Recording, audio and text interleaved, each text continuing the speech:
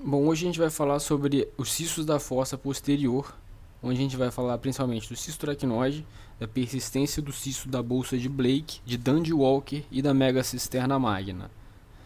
A fossa posterior normal, falando dela inicialmente, a gente vai conseguir ver as estruturas anatômicas do verme cerebelar no tamanho normal. A gente vai conseguir ver o fastígio no plano sagital, que é a representação do quarto ventrículo.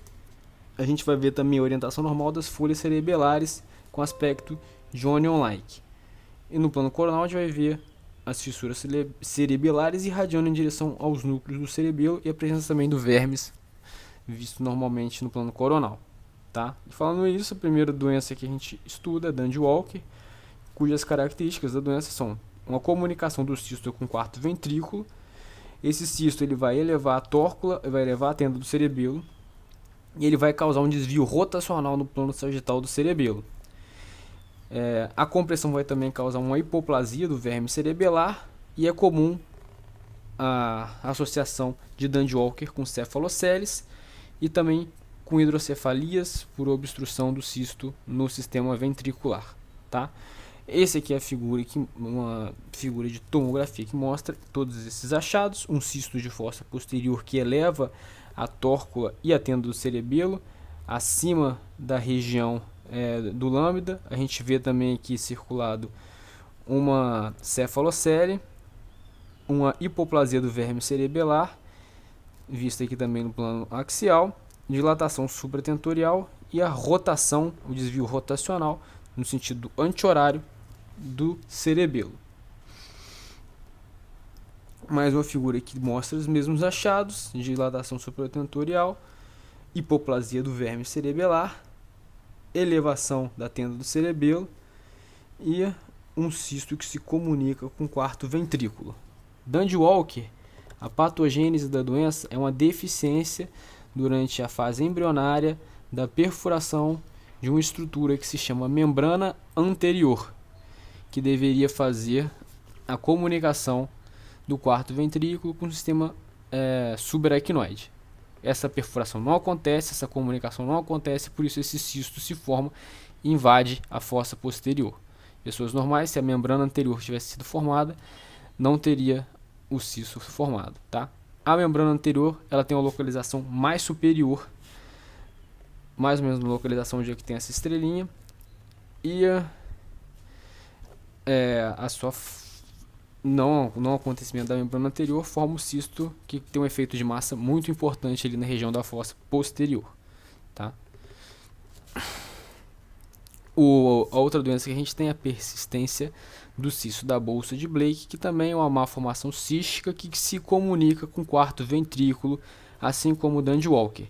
Ela não vai afetar o desenvolvimento do cerebelo, mas pode causar hidrocefalia por obstrução também. Bolsa de Blake ela tem um mecanismo patogênico parecido com o Dandy-Walker, é uma deficiência na perfuração embrionária de uma estrutura que se chama membrana posterior, que fica localizada numa altura mais inferior na fossa posterior ali. E essa falha, né, de não perfurar a membrana posterior vai causar o cisto na parte mais inferior da fossa posterior, e isso vai causar o cisto da bolsa de Blake. Então, tanto a bolsa de Blake quanto o Dandy-Walker são deficiências na formação dos forames, nos forames que comunicam o quarto ventrículo com o sistema subaracnoide.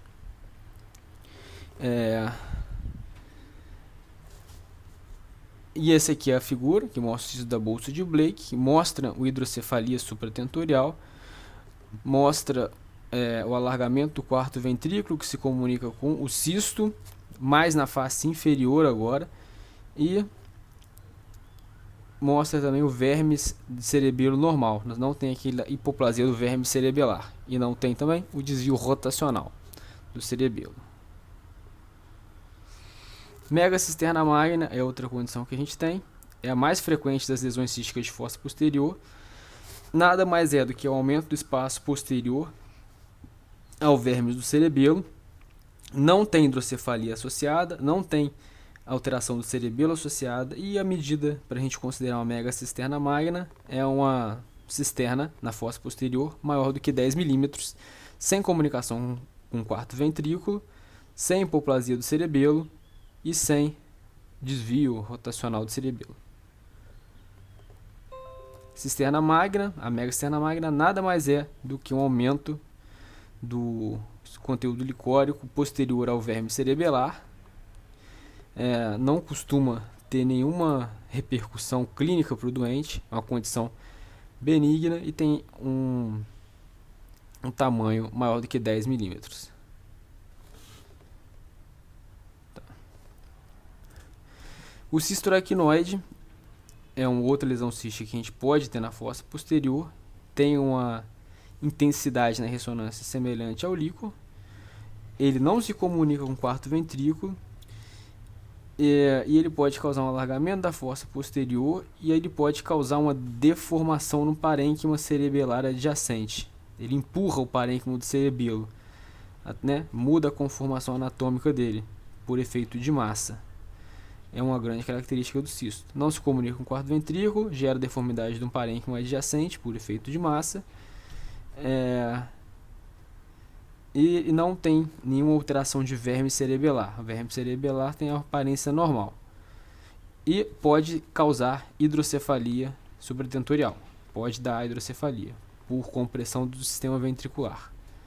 Tá? Os cistos aracnoides não se comunicam com o quarto ventrículo ou com o espaço subaracnoide, e 10% dos cistos aracnoides nas crianças ocorrem na região da fossa posterior. Tá? Aqui são condições específicas onde a gente tem uma hipoplasia de estruturas anatômicas da fossa posterior que vão causar a impressão de ter um cisto ali, mas na verdade é uma estrutura que está faltando, e por causa disso você tem a impressão de que a fossa posterior está aumentada e a impressão de que a fossa posterior tem cisto ali. Tá? A primeira dela é a hipoplasia de vermes cerebelar isolada, onde você não tem a formação do verme cerebelar, onde você tem é caracterizada pela ausência da porção inferior do verme cerebelar.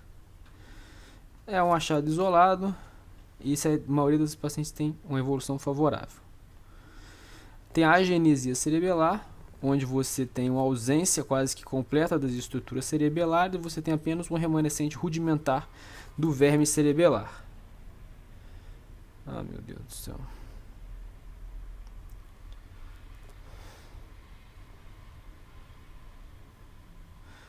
Tá. E aqui, nessa condição, nossa, aqui já é outra. Aí você só vai ter essa pequena estruturinha aqui, que é um cerebelo rudimentar. Outra condição que tem a hipoplasia ponto cerebelar, onde você tem uma hipoplasia da ponte do cerebelo. Você tem no plano coronal essa imagem característica de libélula, com verme cerebelar e as folhas cerebelares ali na linha média. E tem também a síndrome de Joubert, que você tem um achado que é o sinal característico, que é o do sinal do dente molar. Tá? Na síndrome de Joubert mostram hipoplasia e displasia de verme cerebelar que alarga o quarto ventrículo para cima, deslocando deslocando o fastígio posteriormente. E no plano axial você vai ver o alargamento e o espessamento dos pedúnculos cerebelares superiores, e você vai ver a fossa peduncular aprofundada, que vai dar essa imagem do dente molar. Essas são essas aí as condições que a gente tem.